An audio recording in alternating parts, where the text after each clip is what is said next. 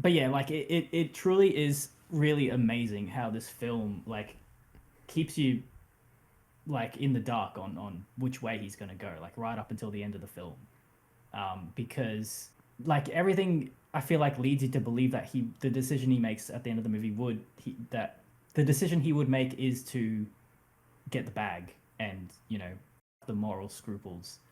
But thinking about it now, like I guess that the salient relationship in this film is his relationship with Arthur, right? And like that, it's like it's so it's so like nuanced and like clever how uh, he changes throughout the film based on like after every conversation he has with Arthur, and how he sees these rich entitled people behave, and other stuff like how he wants his son to grow up, to be capable and to be responsible, to like sort of take responsibility for your actions and stuff like that. How he says, I don't want you to be one of those people that wonders why shit falls out of the sky around them. Yeah, I love that he's talking Like, about his but brother, but he means himself. I'm like, bro. yeah. Yeah. I was gonna And like, say I airplanes. feel like you when you hear that, it sounds like the typical like um a typical cynical outlook of life where it's like everyone is doing the wrong thing in order to get money, but that's the way it is. That's how you get ahead. That's how you live like a good life. It I feel like you're expected to interpret what he's saying to his son like that. And so it's such a twist at the end when like it's revealed that he actually like he fucks the money. I need to unburden my soul, kind of thing. And that's something that Marty says, like at the end, or when Michael is trying to say, like, what if we're the bad guys? And Marty's like, we've always been the bad guys. You know this. We do the wrong thing for a living. We know we are part of a bad system, but this is what we do. Mm-hmm. Yeah, and like I think that this is such a salient theme that like the that entire show Suits becomes about this like question of how much knowingly wrong things are you willing to do as like a lawyer and like on behalf of these corporations, and at what point is there like where is there a break point? And that show becomes a bit. Where do you draw your line? Where do you draw your line, right? And the show becomes a bit silly, and like there are a lot of complicated feelings I have about it. But I think at its core, like especially with a character like Harvey Specter, it's able to take a lot of these ideas and go, okay, but what if someone pretended to like these things and like really lent into that and made that their entire personality? How do you and that was in reaction to grief, in reaction to a bunch of other things. How do you then unravel that, and what does it take to have that person fix themselves and become like a fully actualized person? And I think for Michael, from my perspective, like I'm kind of with Pat. Like I think this film could have been a tragedy if he went the other way, and it would have been the same kind of tragedy where it's that it's that fucking Anakin Skywalker scene again, where he walks in on Mace Windu, and every time I watch that film, I'm like, maybe this time Anakin will do the right thing. It's that scene in Macbeth. I know, it's right there. Yeah, it's right there. It's that scene in Macbeth where you're like, maybe he won't kill the king, and then that kind of thing. And yeah, it's just I think because I just love George, that notion of maybe this time he'll do the right thing. it's every time I That's watch gonna that sit film. with me for a while. It gets me. I'm like, maybe, maybe maybe things will go differently, and they don't. Hayden Christensen just kills it in that scene. Anyway, We should get Alex to read off some kind of like epic monologue, because with the steam coming up in front of the camera, it just looks awesome. I know. It's very like monologue. We should get that Arthur This is Leander like, monologue. It's like Subway Surfers, but for people that watch podcasts. Yes. Yeah. You know There's how always people something need, going like, on. Yeah. An attention grab these days. Yeah. Exactly. It's just like steam and That's it's like a U North potato monologue. Okay. that's the missing marketing trick that we don't do. We don't do the endless runner, but instead we have kitchen cam. Oh, kitchen cam. We add this to the regular. It's just like sped up podcast. videos of top-down people cooking. Like, Yeah, that's right. What in the brain rot? I think that is what genre fiction studies has needed. well, part of that was literally the memo 229, right? It was like tissue rot from The tissue the weed damage. killer. Yeah. Yeah. Okay, so I want to set Okay. up the case because we haven't really talked about the case yet. Is that the next maneuver? What were you gonna say, Darth? You gonna say something good? Yeah, but you're gonna go on a tangent. It's we a can either hold topic. it I don't think it till- counts as a tangent if it's Okay. central to the film.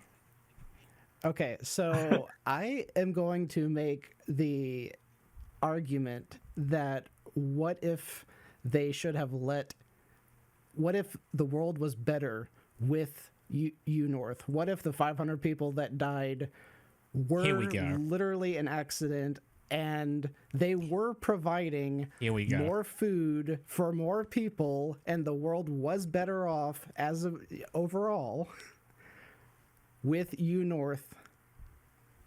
Yeah, it's And like now the a entire trolley problem, company's but gone. worse, right? It's like they kill 500 people, but they save 50,000.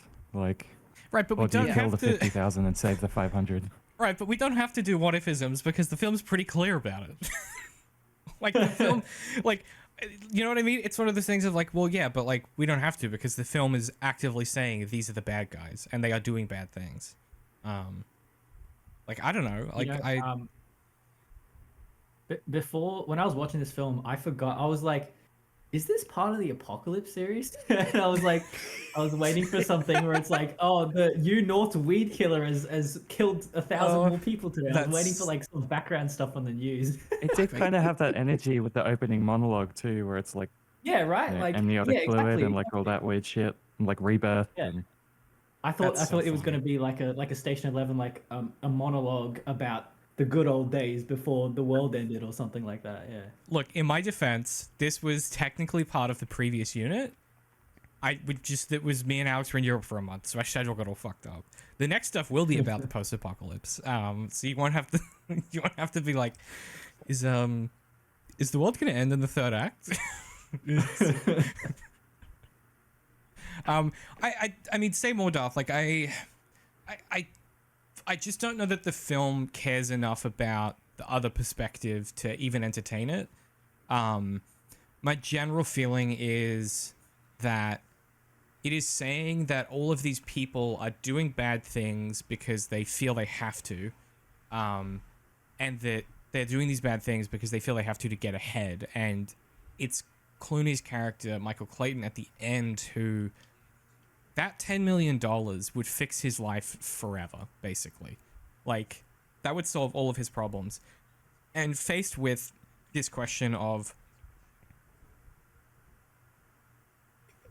you know, what are you willing to do? Are you willing to damn your soul in order to get ahead in the system? And he says no. I think pretty comprehensively goes, it actually doesn't matter how much good North does.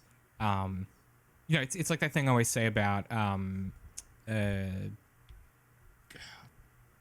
am I blanking on his name? It's that thing I always say about John Howard. You know, who's one of our prime ministers who enacted gun control, and he and his cabinet essentially committed career suicide in order to enact gun control in Australia, which is like one of the greatest things that's ever happened in this country. But it actually doesn't undo all of the really evil shit that he did as well. You know, one good thing doesn't undo all of the bad. And my moral universe also doesn't comport such that like I don't find it to be a seesaw of like we did this many good things and this one bad. Like, you know, I don't put them on scales like that.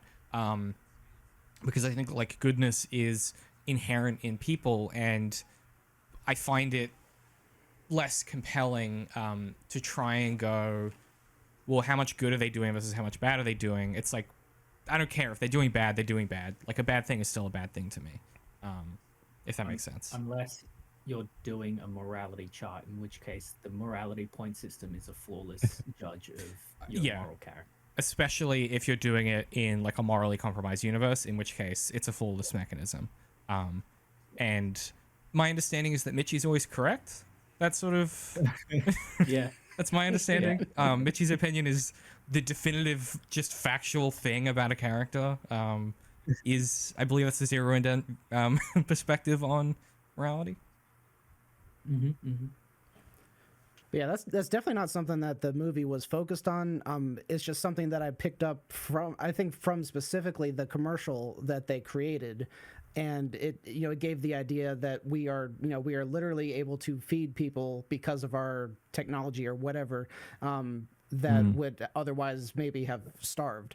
And I'm like, how many people maybe died when they were developing the polio vaccine? So are we saying the polio vaccine should have been killed before it ever was finalized because people died in the trials?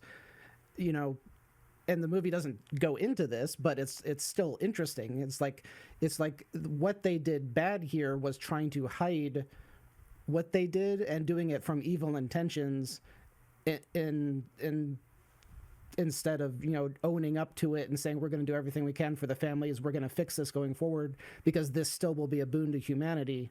And then I was just thinking about all of the things that people have to die from, not have to, but people end up dying from in like the first steps, especially with like medicine and stuff, because you just don't know. Unleaded fuel, right? They discovered that lead made fuel really good, but then it turned out it made a bunch of people brain damaged and die. So it happens all the time. Paint had lead in it. Like lead is a classic one that is right in that realm of Asbestos. we're doing all chemical of our stuff as a pipes business, and then asbestos. Yeah. That's a big one too. Mhm. Yeah, pipes. So it's like a real thing that happens. Just like you said, depends on how the company handles it. In this case, not so great, and that's kind of the plot of the film. Well, I think they really cross a line when they order a hit on They do, someone. don't they? Yeah. The other interesting thing is that it's only I've been calling her the White Witch in my head because every time that she's on screen, I'm hearing her go, "I killed Aslan." That is mad disrespect for Tilda Swinton, but okay. That's crazy. Could you imagine world famous Oscar-nominated actress Tilda Swinton, and you remember her from fucking Narnia? Bro, that is... We grew up on it. I don't know what to say. because she's a corrupt CEO in this movie, I associated her with Snowpiercer. That's where my mind went.